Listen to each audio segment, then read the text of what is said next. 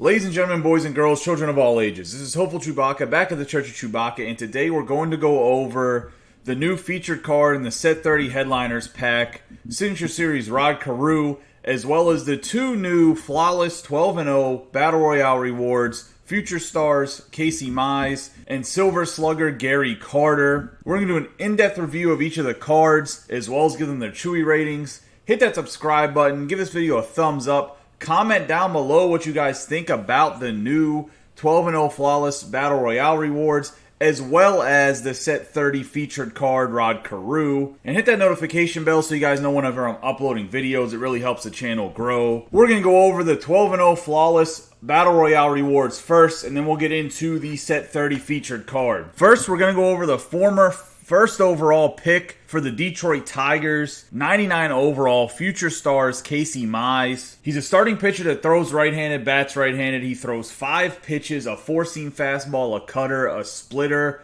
a slurve, and a sinker. He's 6'3". He was a much anticipated top prospect coming into the year.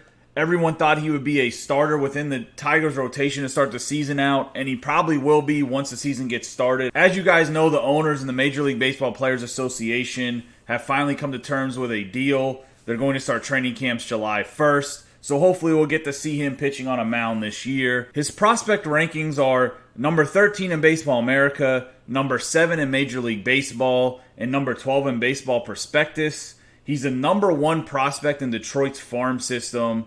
And his ratings out of 80s when it comes to his prospect ratings is his fastball's a 60, his splitter's a 70, his slider's a 60, and his control's a 60, giving him an overall of 65, which makes him tied for the highest rated pitcher when it comes to prospects.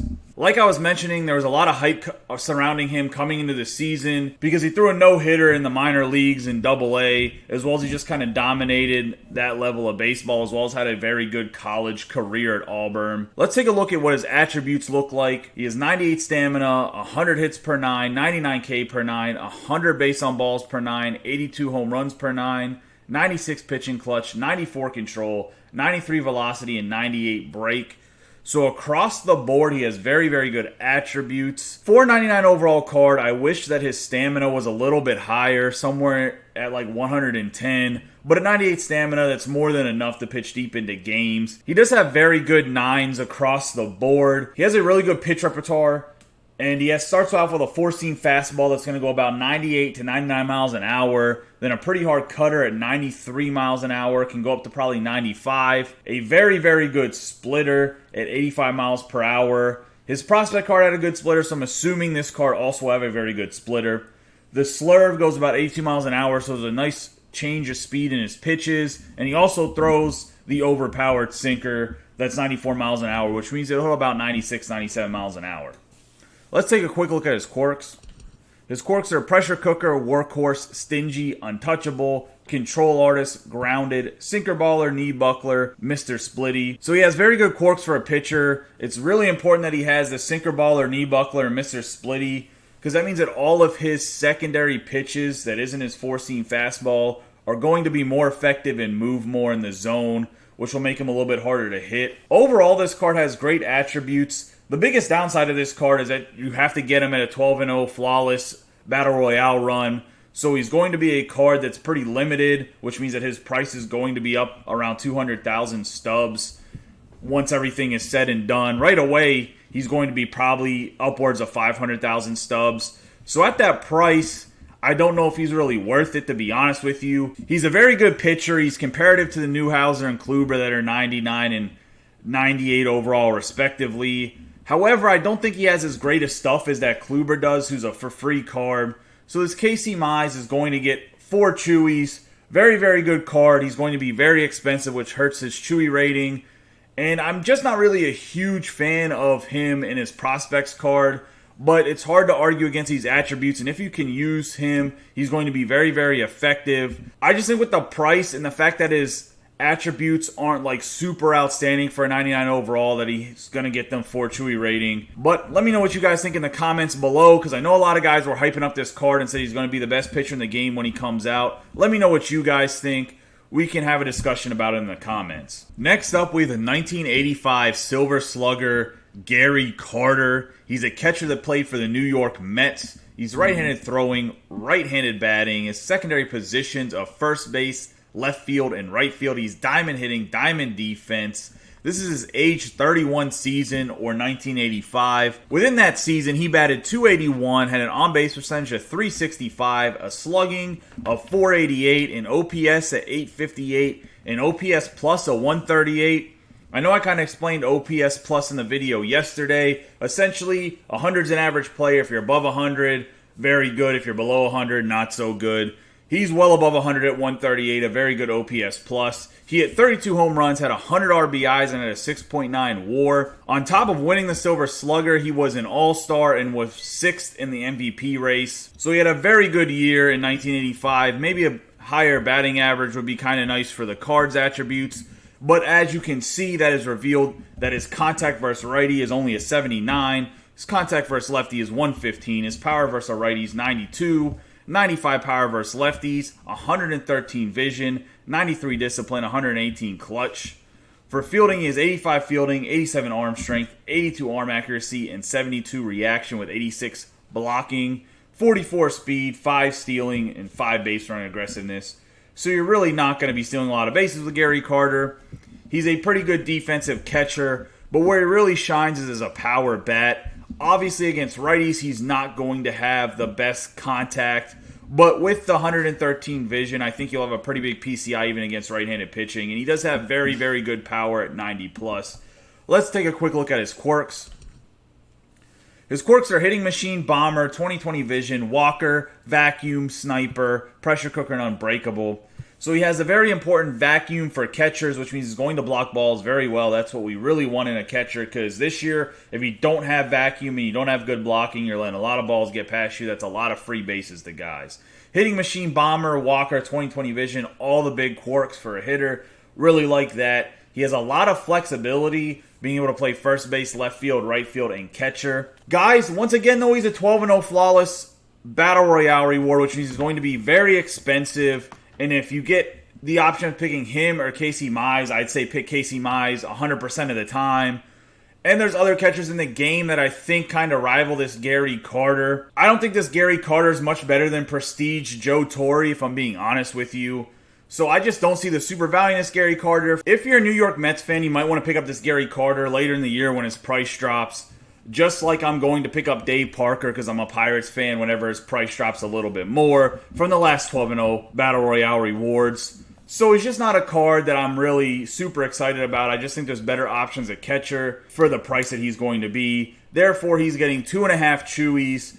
Very good card, but just going to be overpriced. And at that price point, he's really not worth it. Unless you're a really good player, and even then I would pick somebody else at your 12-0 Battle Royale reward. So just the limited availability is making this card a lower rated Chewie rating. Just based on the card itself, he's probably quality of a 4 Chewie, but at the price point and everything, 2.5 Chewies is what I'm gonna have to go with. As you guys know, that factors into the card's rating. So now that we have the 12-0 flawless Battle Royale rewards out of the way, it's time to go over the Set 30 headliners, featured card, Signature Series Rod Carew. Let's go take a look at this card. So like all Signature Series cards, we're going to go over the whole career of Rod Carew and just talk about how special he was as a pure hitter. The card itself is a 98 overall diamond. He played second base as his primary position. His secondaries are only first base. He's left-handed batting, right-handed throwing, diamond hitting, silver defense. Let's take a look and see what Rod Carew did throughout his career. He batted .328, had an on-base percentage of .393, a slugging of .429, an OPS at .822, an OPS plus of .131. He had 92 home runs, 115 RBIs, 353 stolen bases. He's in the 3,000 hit club with 3,053 hits. He's an 81.3 WAR. In 1967, he was Rookie of the Year. 10 years later, in 1977, he won the MVP. He's won 7 batting titles. He's an 18-time All-Star, and he was inducted into the Hall of Fame in 1991. So he had an illustrious career where he was a very successful hitter for a very, very long time. He played with the Minnesota Twins and the California Angels for his entire career. There's the only two teams. He played with the Twins for well over 10 years before later in his career he ended up playing with the California Angels. Let's take a look at his attributes real quick. He has 125 contact versus righty, 119 contact versus lefty, 65 power versus righty, 61 power versus lefty, 123 vision, 102 clutch, 125 discipline, 96 bunting. His fielding is a little bit on the low end with 74 fielding, 68 arm strength, 72 arm accuracy, 78 reaction, 91 speed, 85 stealing, and 97 base run aggressiveness. I would like to compare this card to the Jackie Robinson. He's pretty much the poor man's Jackie Robinson that's left-handed.